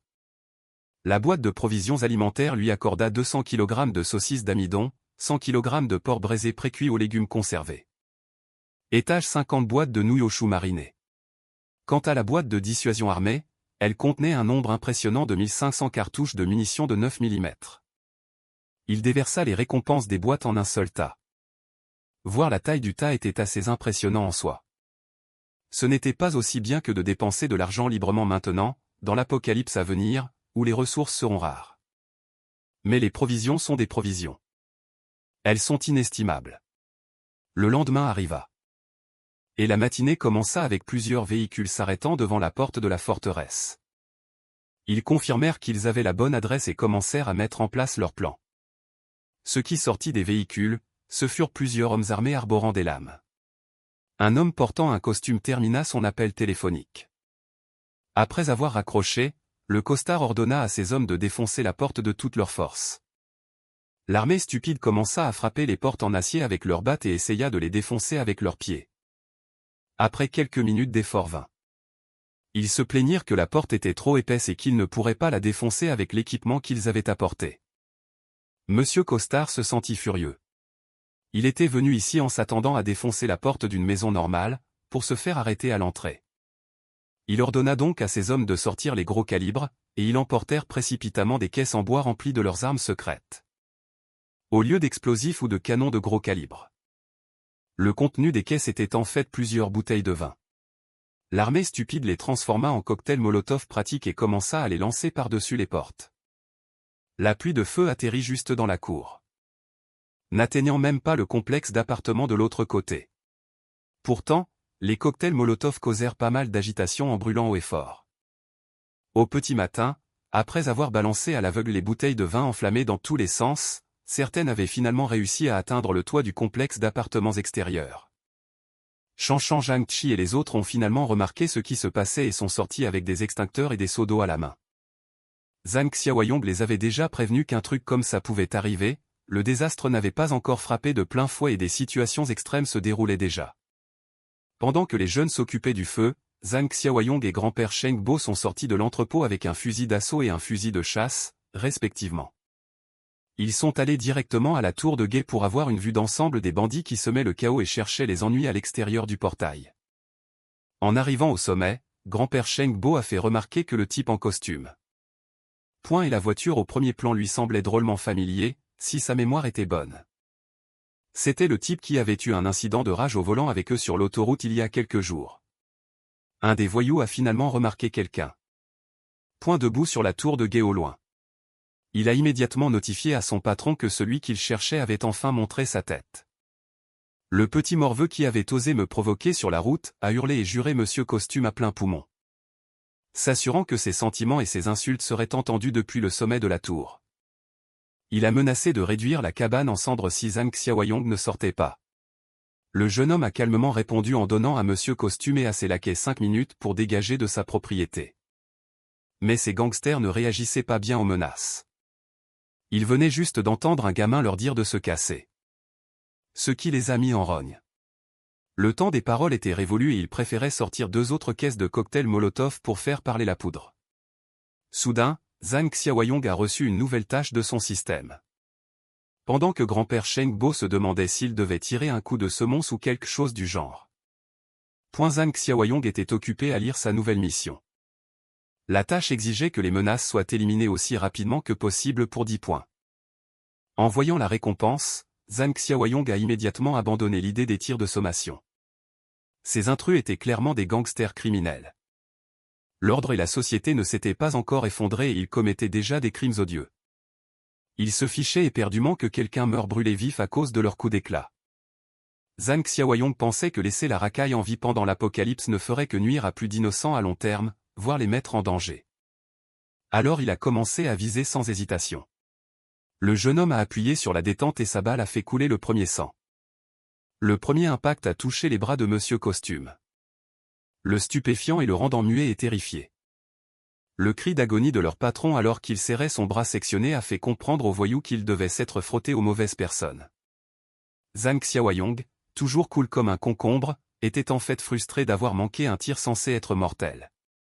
Il devait s'être rouillé. Après avoir vécu une vie paisible pendant trop longtemps. Les voyous ont vu le fusil d'assaut dans ses mains et se sont précipités pour se mettre à couvert derrière leur véhicule. Le premier à courir était le patron. Mais Zhang Xiaoyong était le genre de gars qui va jusqu'au bout une fois qu'il a commencé, visant plus précisément. Cette fois, il a commencé à abattre les voyous en fuite un par un. Ils ont fait pleuvoir le feu sur sa propriété. Alors il a fait pleuvoir le plomb sur leur cul, leur poitrine et leur tête. C'était un massacre. Le patron a dû sentir toute l'adrénaline dans son corps pomper si fort qu'il a réussi à atteindre l'un des véhicules pour se mettre à couvert. Dès qu'il est monté à l'intérieur, il a ordonné au chauffeur de se barrer de cet endroit, sans se soucier du moignon ensanglanté qu'il appelait autrefois son bras. Grand-père Sheng Bo regardait avec inquiétude la voiture qui s'échappait. Mais il n'y avait pas lieu de s'inquiéter. C'est précisément pour cela que Zhang Xiaoyong avait attrapé le fusil automatique dans l'armurerie. Visant soigneusement le véhicule en fuite, il a suivi leur mouvement tout en vidant chargeur après chargeur de balles de gros calibre qui perçaient tout. Grand-père regardait le jeune homme viser, tirer, vider son chargeur et recharger sans un seul mouvement gaspillé. La façon dont le gamin tirait à la hanche et rechargeait était si fluide que même pendant son service militaire, grand-père Sheng Bo n'avait jamais vu quelqu'un d'aussi efficace. Après avoir vidé quelques chargeurs de plus.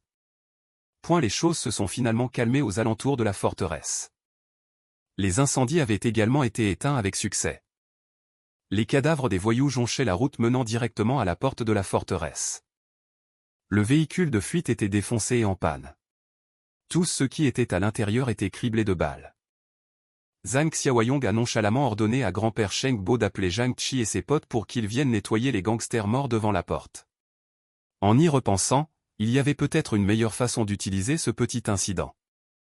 Puisqu'on est encore au début de l'apocalypse, peut-être qu'il pourrait laisser les cadavres en bas muter en zombies et les utiliser comme cible pratique pour développer les prouesses au combat de Zhang Chi et Shan Shan.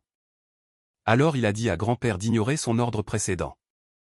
Et de laisser les voyous gisant morts au milieu de la route pour ses plans plus vastes pour l'avenir, non loin de la forteresse. Un autre groupe de voitures et de camionnettes se rapprochait de plus en plus. Li Shuxian était à l'intérieur d'une des voitures blanches, demandant avec impatience s'ils étaient proches du site ou non. Cui Jing prit sa voix mignonne et enjouée et répondit joyeusement qu'ils devraient arriver après la prochaine intersection. Wen Shuya était assise avec elle sur la banquette arrière. Elle était en fait irritée par le numéro de charme que Cui Jing jouait toujours quand ce bon à rien de Li Shuxian était dans les parages. Une sorcière c'est quand une autre sorcière joue le jeu. En atteignant la périphérie de la forteresse, ils se sont arrêtés et Cui Jing a dit à Li Shuxian d'attendre pendant qu'elle se frayait un chemin à l'intérieur. Dès que Cui Jing est sortie de la voiture, elle a essayé d'entraîner son ami dans son plan. Elle affirmait que Wen Shuya était la seule à savoir dans quelle usine Zhang Xiaoyong était retenue, ne voulant pas sortir de la voiture. Wen Shuya affirma qu'il s'agissait de l'usine juste devant, ce qui était assez difficile à manquer, de plus ses chaussures n'étaient pas adaptées pour marcher trop loin. Mais Cui Jing était assez persistante.